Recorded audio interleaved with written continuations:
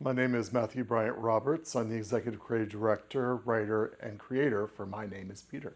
My Name is Peter is about the first resistance movement with the LGBTQIA plus against the Nazi regime, which was the NSDAP party of Hitler and Himmler in 1933. People don't realize what happened in 1933. They all go directly to World War II within 1935 for the Jewish community. But there has always been a mishap of not focusing on the history before World War II because it has a direct correlation to what is happening now on a global statue present day. Himmler was the second in command of the new chancellorship with Adolf Hitler in Berlin, Germany in 1933. There was an election, supposed election, that happened, but there was no actual election. Everybody was frightened of how the NSDAP was growing, that they were fearful to not vote for Hitler. Himmler controlled what would be the SS and the labor camps and the concentration camps and the death camps that came much later. And he also who was the one that made the deal with Colonel Hartmann, who was the Russian-German attaché to Russia for the biochemical warfare components that were used in all the death camps. In 1933, it all began with Himmler's campaign about what they call the German morality program, which Hitler came up with before the SS was involved. What happened then is that they were taking the ideas of the new psychologists about sexuality because there was no actual true labels back then. Anything that did not fit within the norms were considered deviants and perverts.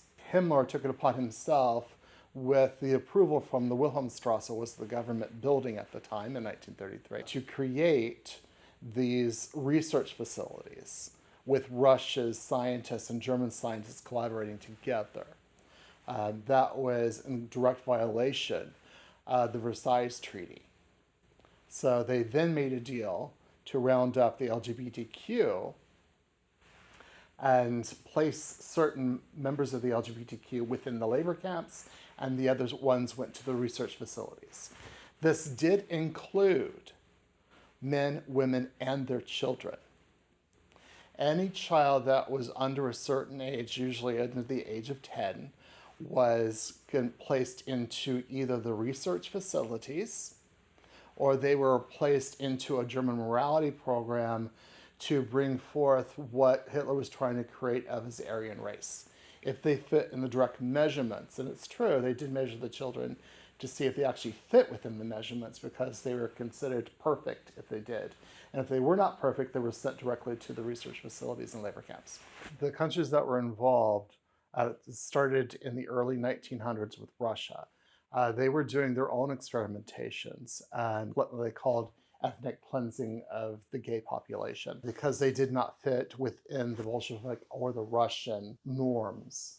It seems throughout history that all diversity in ethnic groups are always pinpointed at some point against hatred, against idolism. If you don't fit within that parameters, you're considered useless, you were considered unimportant, you did not matter, your life did not matter because your life was not your own. So Russia started collecting people in the early 1900s. They would actually remove them from their homes, mostly at night, to not cause some sort of disturbance with the other communities. They would either beat them to death on the sidewalks, they would behead them, including children, they would hang them over their doorstops, or they would just disappear completely. They got involved with Germany because they saw that Germany was doing about the same thing.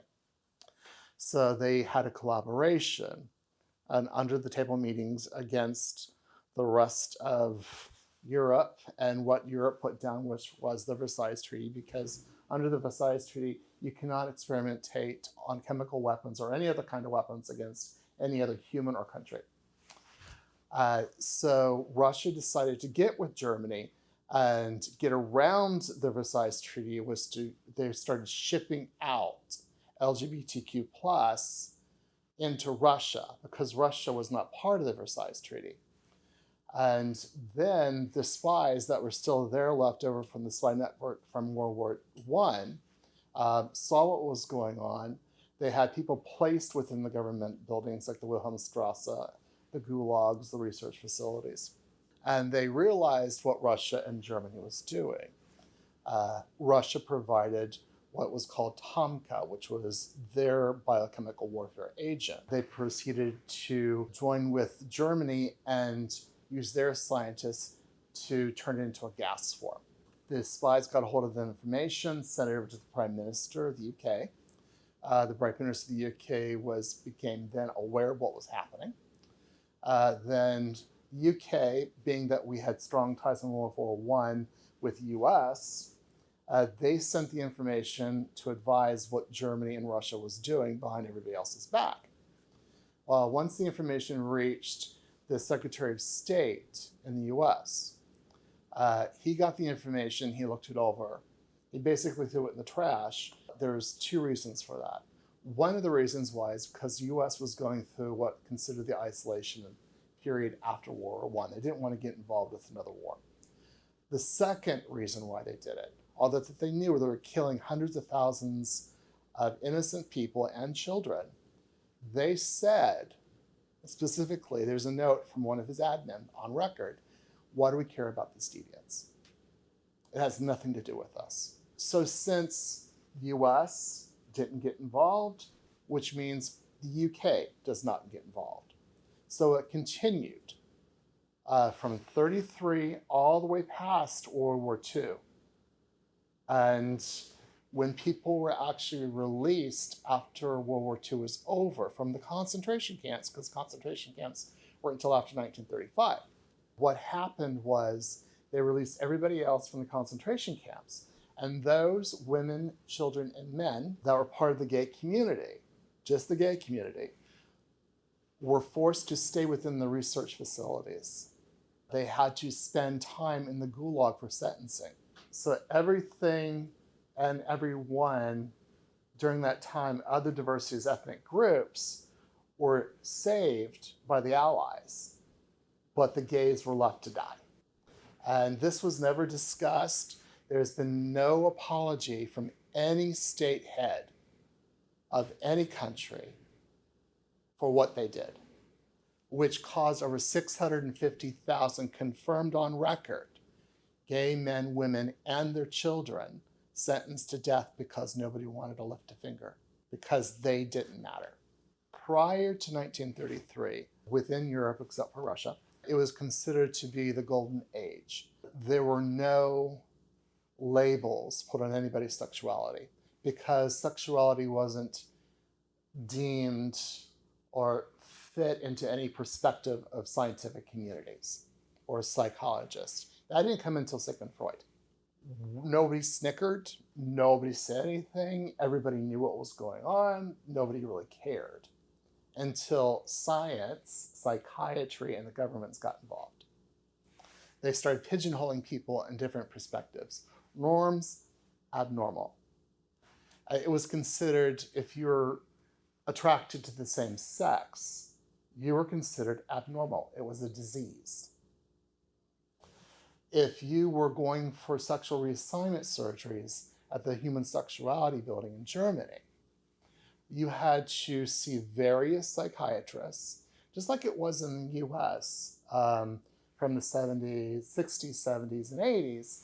You still had to see psychiatrists to deem if you were mentally deficient because it wasn't removed from the scientific catalogs until the late 70s, I believe. It was still considered within that catalog an abnormal disease. So that was happening at the same time. I mean, back in 1933, you had to get a prescription to actually wear the opposite sex clothing in public. Because again, it was a disease. They considered it a disease. If you did that without the script, you were immediately imprisoned. No court, no trial, no nothing. You were jailed and imprisoned, period. Because you were considered diseased and you could spread the disease if you were not having the script, which made no sense. but it's just the way it was. With the transgender community back then, it wasn't actually considered transgender.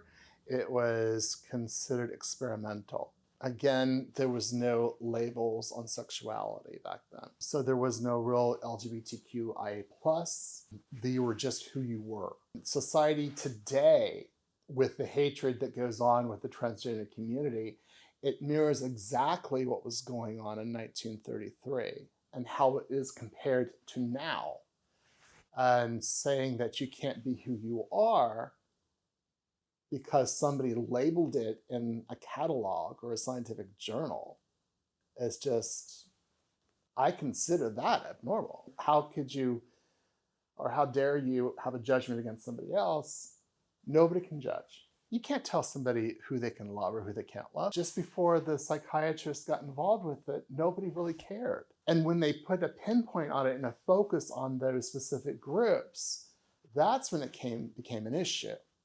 And that's what's happening now, especially with all this anti-drag queen stuff going on. And it's like, that has nothing to do with sexuality. It's an art form. It's a way that they express themselves. It's like, and you try to label something as something deviant and perverse. It's absurd. Well, all the way back to Shakespeare. Women were not allowed to be on stage. All the men played the parts. The same thing in Roman times, Greek times. It was extremely accepted that you had a male lover. Even the legionnaires, they had male consorts, and they took them to battle with them. Everything switched over and everything changed in 1933. And it was just a misfit band, a group of gay men, transgender women, lesbians that stood up with no formal experience in warfare whatsoever. And they just banded together and stood their ground. And they became very proficient at infiltration and explosives and hand-to-hand combat because they had to learn how to fight in order to go against this greatest tide of darkness we've ever seen in our entire life. That is what My Name Was Peter is truly about. It's about standing up and for yourself and your fellow man. It's about standing up for your beliefs, and you should be able to be who you are. It's an epic love story between two men as well that have to deal with the world crumbling around them and the ebbs and flows of those relationships. It ties in very well with what's currently going on in the US, Europe, and Africa, because I've just realized that what's going on in Africa now, in all those African nations, it is completely, totally illegal to be a homosexual. And there is no trial. You're either stoned to death or you're put in life imprisonment.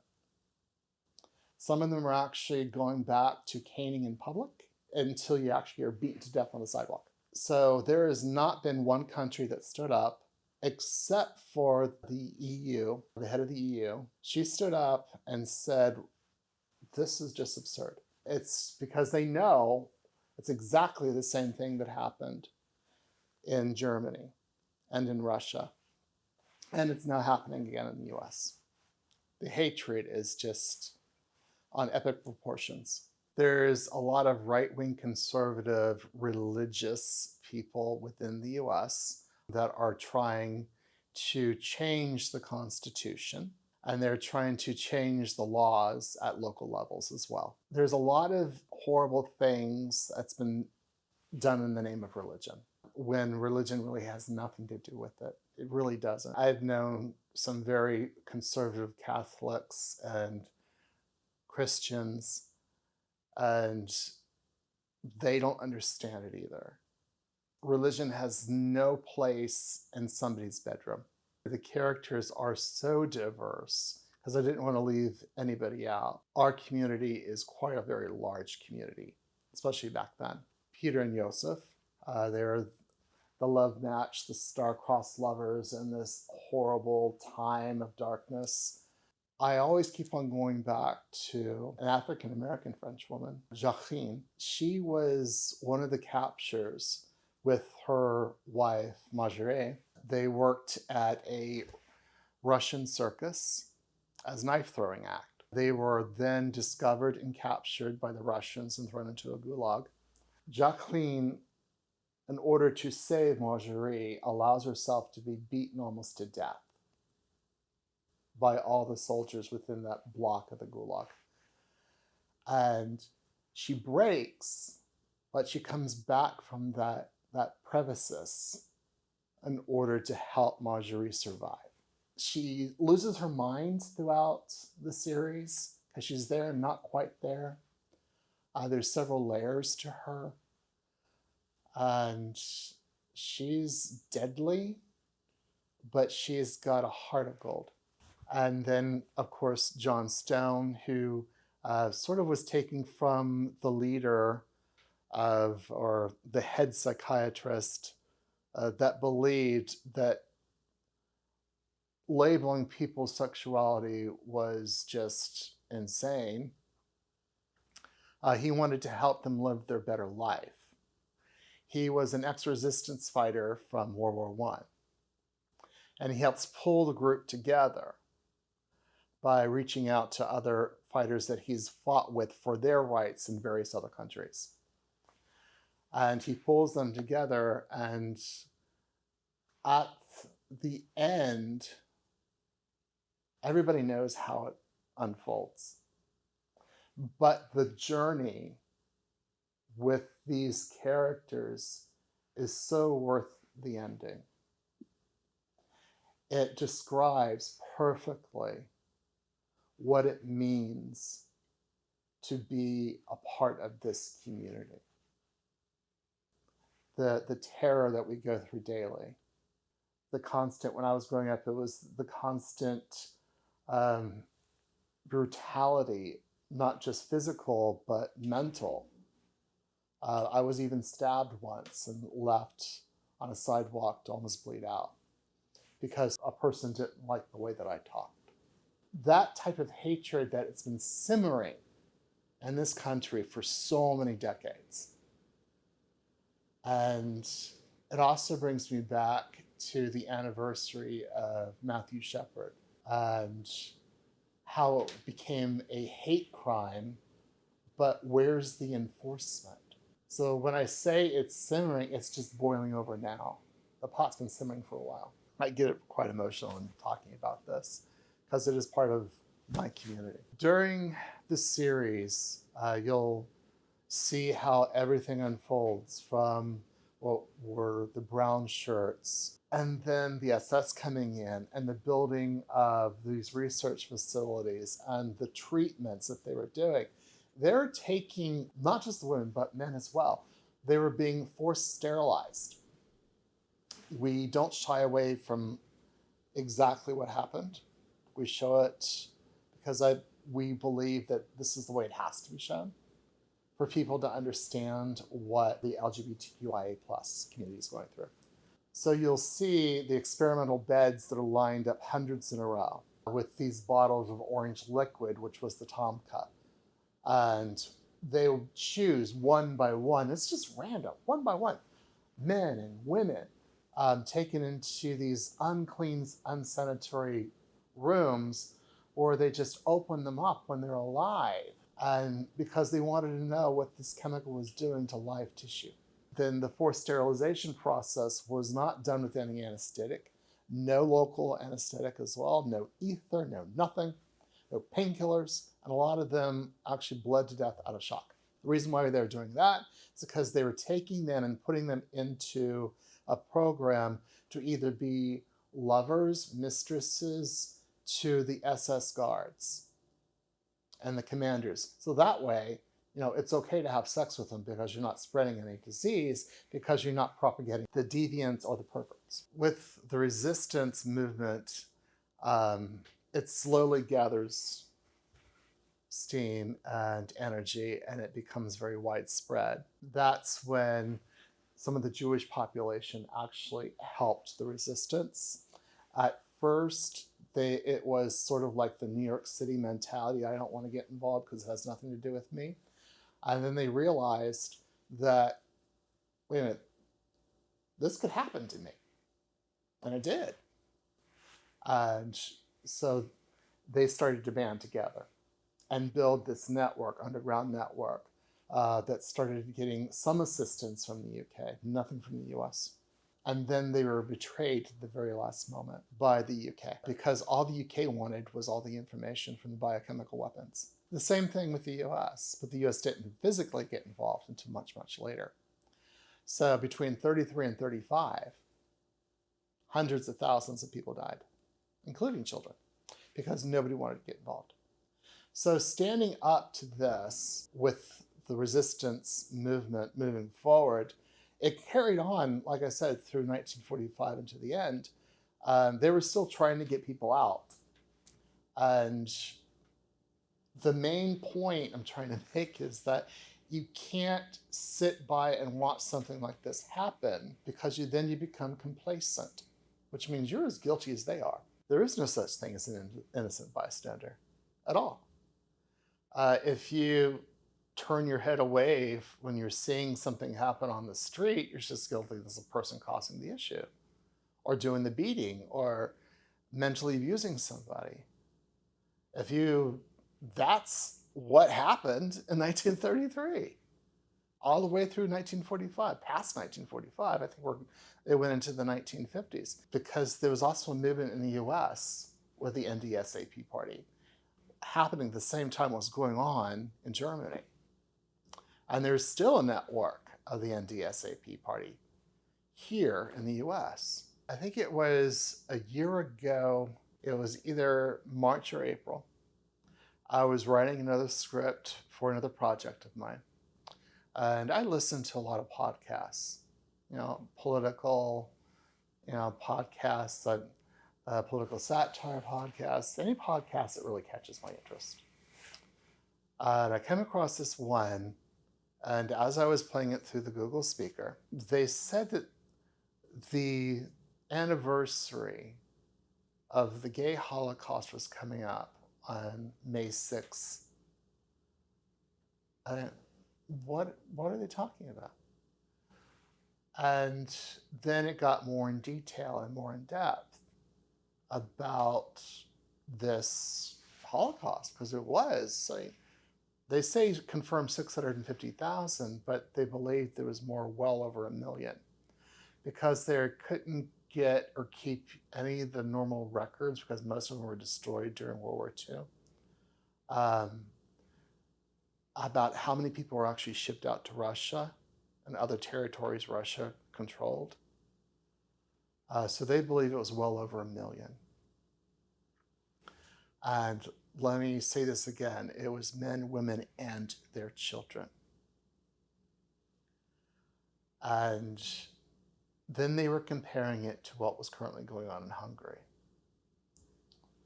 Parental rights were being removed,